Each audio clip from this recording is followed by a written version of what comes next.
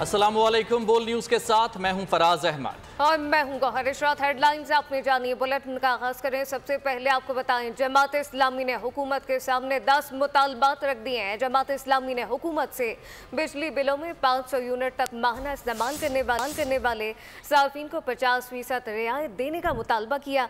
मुतालबे में कहा गया कि पेट्रोलियम डेवलपमेंट लेवी खत्म और पेट्रोलियम मसनूआत की कीमतों में इजाफा वापस लिया जाए। अशिया ज़रूरियात की कीमतों में 20% कमी, जबकि स्टेशनरी समेत बच्चों की तालीम और तरबियत से मुतालिक तमाम टैक्सेस वापस लिए जाएं। मजीद ये मुतालबा भी किया गया है कि गैर तरक्याती अखराजात पर 35% कट लगाया जाए। IPPs के साथ कैपेसिटी पेमेंट और डॉलर में अदायगी का मुआहदा ख़त्म किया जाए।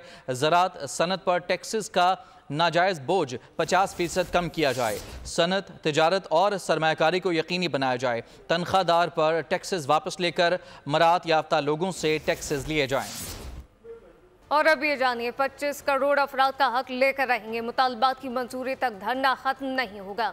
अमीर जमात इस्लामी हाफिज नईमुर रहमान का रावलपिंडी में धरने से खिताब। हुकूमत को वार्निंग देते हुए कहा कि IPPs का मसला हल ना किया, तनख्वाहदार तबके पर लगने वाला टैक्स ना लिया तो धरना मुल्क भर में फैल जाएगा। यहाँ पर इसलिए आए हैं कि अपना और अपने पाकिस्तान के 25 करोड़ लोगों का हक लेंगे और उसके बगैर ये धरना खत्म नहीं होगा।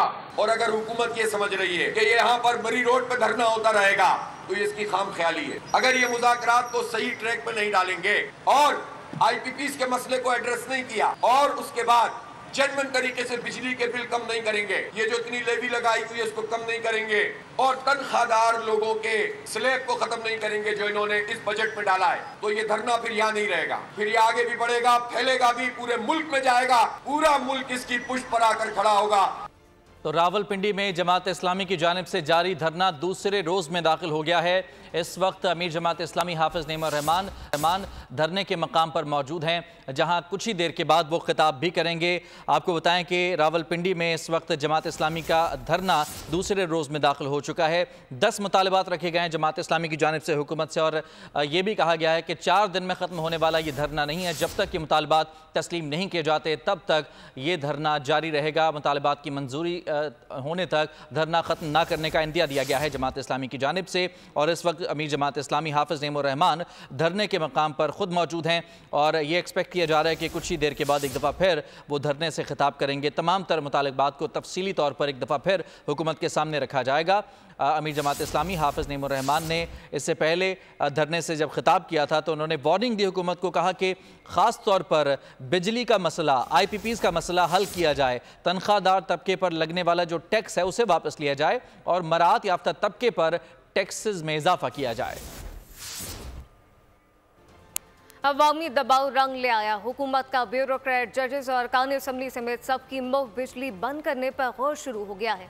दूसरे मरहले में मुफ्त पेट्रोल की सहूलत भी वापस लेने की तजवीज़ शामिल है, जबकि ज़राए के मुताबिक एनर्जी डिवीजन के मुताबिक मुल्क इस वक्त शदीद दबाव का शिकार है, जबकि बैरूनी कर्जों तले डूबा हुआ है। इनकलाबी इक़दामात से ही डिफ़ॉल्ट से बचा जा सकता है। अवामी दबाव या कुछ और, हुकूमत ने IPPs, मुफ्त बिजली और पेट्रोल की सहूलतें बंद करने पर गौर शुरू कर दिया। ज़राए के मुताबिक हुकूमत का ब्यूरोक्रेट्स, जजेस और अरकान असम्बली समेत सबकी मुफ्त बिजली बंद करने पर गौर। दूसरे मरहले में मुफ्त पेट्रोल की सहूलत भी वापस लेने की तजवीज़। नेपरा और ओगरा की कारकर्दगी भी जाँचने का फैसला। ज़राए एनर्जी डिवीजन के मुताबिक मुल्क इस वक्त शदीद माली दबाव में है, बैरूनी कर्जों तले डूबा हुआ है। इनकलाबी इक़दामात से ही डिफॉल्ट से बचा जा सकता है। बरामदात 60 अरब डॉलर ले जाना नागुज़ीर हो गया है। फन इंडस्ट्री और कारोबार को ही जायज सहूलतें दी जाएंगी। एनर्जी, तिजारत, प्लानिंग कमीशन और दीगर वजारतों में अखराजात को कम करने और IPPs पर एमरजेंसी प्लान पर काम करने का भी फैसला कर लिया गया। नून लीगी सेनेटर इरफान सिद्दीकी ने बानी PTI पर आर्मी चीफ का तख्ता उलटने की साजिश का इल्जाम आयद कर दिया। कहा कि बानी PTI कह डालें कि 9 मई को आर्मी चीफ का तख्ता उलटने के लिए फौज में बगावत की साजिश की। ये भी कह डालें कि 200 से जायद फौजी तनसीबात और शहदा की यादगारों पर हमले कराए। एक्स पर सेनेटर इरफान सिद्दीकी ने लिखा कि इल्जाम दूसरों के सर पर थोपने के बजाय बानी PTI मर्दानगी का मुजाहिरा करें। Army chief general Asim Munir के हुजूर अर्जियां गुजारने वाले बानी पीटीआई बहादुर बने। आसाब जवाब दे गए हैं तो बानी पीटीआई पूरा सच भी उगल दें, कह डालें कि हाँ पीटीआई को फौज से मैंने ही लड़ाया। बानी पीटीआई कह डालें कि बैरून मुल्क अपनी फौज और चीफ के खिलाफ बसों पर इश्तिहारी मुहिम उन्होंने चलवाई। आर्मी चीफ को इस अहद का याहिया खान बाबर कराने वाली वीडियो भी उन्होंने ही बनवाई। रावलपिंडी में जमात इस्लामी की जानिब से जारी धरना दूसरे रोज में दाखिल हो चुका है, जबकि इस वक्त अमीर जमात इस्लामी हाफिज नईमुर रहमान धरने के मकाम पर मौजूद हैं और अब से कुछ ही देर बाद खिताब करेंगे। इस मुतालिक मजीद तफसीलात आपको बताएं कि रावलपिंडी में जमात इस्लामी की जानिब से जारी धरना दूसरे रोज में दाखिल हो गया है। इस वक्त अमीर जमात इस्लामी हाफिज नईमुर रहमान धरने के मकाम पर मौजूद हैं, जहां वो खिताब करेंगे। अब से कुछ ही देर बाद खिताब किया जाएगा। तफसीलात क्या हैं, मोहम्मद अलीजा से जानते हैं। अलीजा बताइएगा, आप इस वक्त धरने के मकाम पर मौजूद हैं, क्या सूरत हाल देख रहे हैं? साथ साथ अब से कुछ ही देर बाद इस वक्त हाफिज नईमुर रहमान भी खिताब करेंगे। जमात इस्लामी के धरने पर मौजूद हूँ, लियाकत बाग के मुकाम पर ये धरना जारी कम है। आप देख सकते हैं जमात इस्लामी के की एक कसीर तादाद यहाँ पर मौजूद है। यहाँ पर हाफिज नईमुर रहमान अमीर जमात इस्लामी भी मौजूद है। इसके अलावा जो साबिक अमीर है जमात इस्लामी के सिराजुल हक साहब, वो भी यहाँ पर पहुँचे। अब से कुछ ही देर बाद यहाँ पर खिताब होगा। कारकुनान का जोश और जज्बा दीदरी है। यहाँ पर स्टेज पर वक्तन तकारीर की जाती है और इस वक्त स्टेज पर सिराजुल हक साहब को दावत दी गई है। वो कुछ ही देर बाद अपने इस खिताब का आगाज़ करेंगे और इनका ये कहना है कि जब तक हमारे मुतालबात तस्लीम नहीं किए जाते हम यहाँ पर बैठे रहेंगे, डटे रहेंगे। जब तक महंगाई कम नहीं की जाती, बिजली के बिलों में कमी नहीं की जाती, पेट्रोलियम मसरूआत की कीमतों में कमी नहीं की जाती, इनका ये एहतजाजी धरना जारी रहेगा। यहाँ पर ना सिर्फ मर्द हज़रात बल्कि ख़वातीन कारकुनान की भी एक कसीर तादाद हम धरने में देख रहे हैं। चाहे वो सही ख़वातीन कारकुनान की भी एक बड़ी तादाद मौके पर मौजूद है। साथ साथ रावलपिंडी में जमात इस्लामी की जानिब से जारी धरना दूसरे रोज में अब दाखिल हो चुका है। मोहम्मद अलीजा, बहुत शुक्रिया। वज़ीर आला खैबर पख्तूनख्वा अली अमीन गंडापुर का कहना है कि इदारों से दरख्वास्त है कि न्यूट्रल हो जाएं। कानून की पाबंदी आइन के मुताबिक सबका फ़र्ज़ है। हमने कभी इक़्तिदार की सियासत नहीं की। एपेक्स कमेटी में सबकी मौजूदगी में फैसले हुए। सूबे में अमन व अमान पहली तरजीह है। इसके लिए जितने वसाइल दरकार हों हुकूमत फराहम करेगी।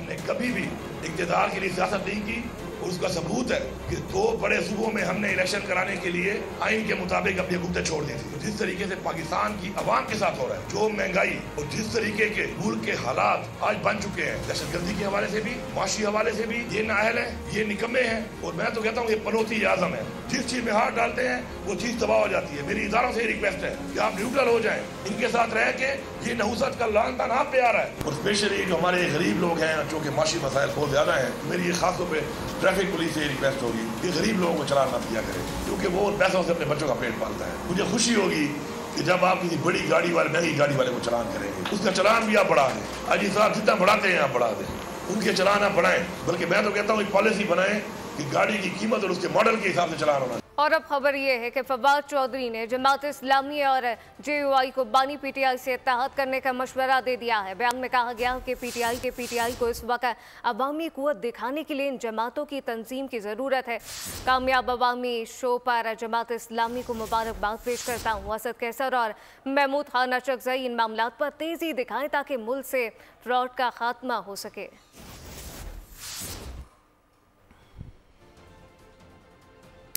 वज़ीर इत्तलात पंजाब अज़मा बुखारी का कहना है कि फ़ौजी तनसीबात पर हमले और शहदा के मुजस्समे जलाकर अपने वक्त का फ़िरौन माफ़िया मांग रहा है। एक बयान में उन्होंने कहा कि मोहब्बत की पींगें बढ़ाना और माफ़ी के पैगामात को बानी PTI की ज़बान में NRO कहते हैं। कल तक न्यूट्रल होना जानवर और गाली था, आज उनको दोबारा न्यूट्रल होने का कह रहा है। उनका कहना था कि जिसने आज तक 9 मई के हमलों की मजम्मत नहीं की वो जेल से निकलने के लिए पैंतरे बदल रहा है।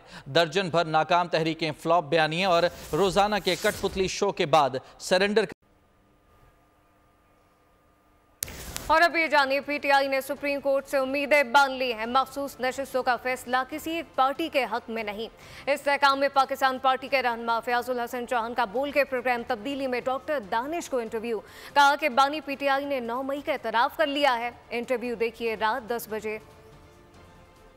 पाकिस्तानी डोनाल्ड ट्रंप जनाब बानी तहरीक इंसाफ हर रोज़ जेल के अंदर अपने सहाफ़ियों को, वकीलों को, कारकुनों को, रिश्तेदारों को, अजीज़ों को, अब उस डोनाल्ड ट्रंप की जड़ों में बैठ गई जनाब कमला हारिस। उसने तो पूरी की पूरी गेम ही पिछले 7-8 दिनों में उल्टा के रख दी। अब इन्होंने मंसूर अली शाह साहब को डिस्प्यूटेड बनाना शुरू किया हुआ है। वही गलती जो नून लीग ने किया वो PTI कर रही है। वो जो फैसला मखसूस नशिस्तों का आया है उसके असरात, उसके समरात अब आहिस्ता आहिस्ता आना शुरू हुआ है, तो लोगों को समझ आना शुरू हुआ है कि वो फैसला इतना भी तहरीक इंसाफ के हक में नहीं है जितना समझा जा रहा था। 9 मई के लोगों को पाकिस्तान की एस्टेब्लिशमेंट ने नहीं छोड़ना। PTI के साथ जो कुछ हो रहा है वो इनका अपना किया हुआ है। बानी PTI कहते थे कि न्यूट्रल जानवर होता है, अब कहते हैं कि न्यूट्रल होना अच्छी चीज है। PTI को फैसला करना होगा कि वो चाहती क्या है। वज़ीर आला सिंध मुराद अली शाह की सजावल में मीडिया से गुफ्तगू, कहा PTI रहनुमा का मफाहमत के लिए पैगाम देना अच्छी बात है, पहले इनके जहन में कुछ और था, अब वो अपनी लाइन बदल रहे हैं।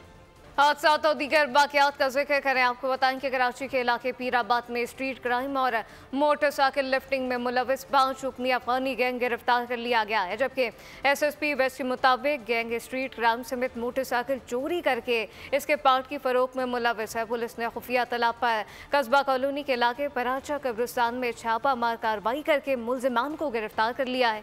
गिरफ्तार मुलजिमान के कब्जे से 2 गैर कानूनी पिस्टल, बम एमुनेशन, मोबाइल फोन, नकदी और रकम बरामद कर ली गई।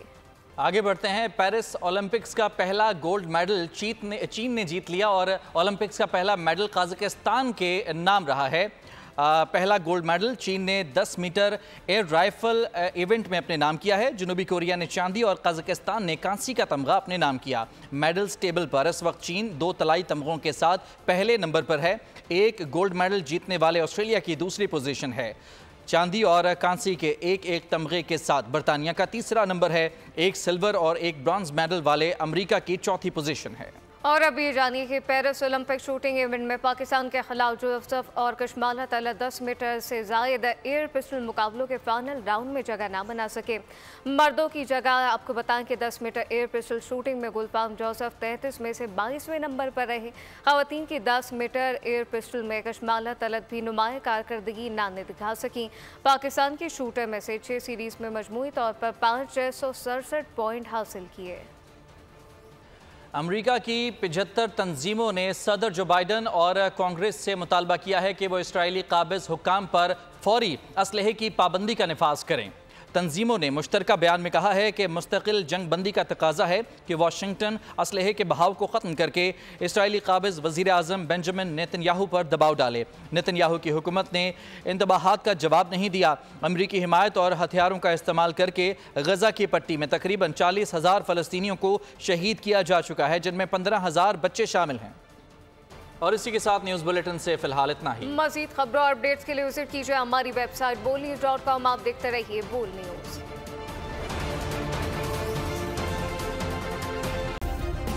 सब्सक्राइब करें और बेल दबाएं ताकि कोई खबर रह न जाए।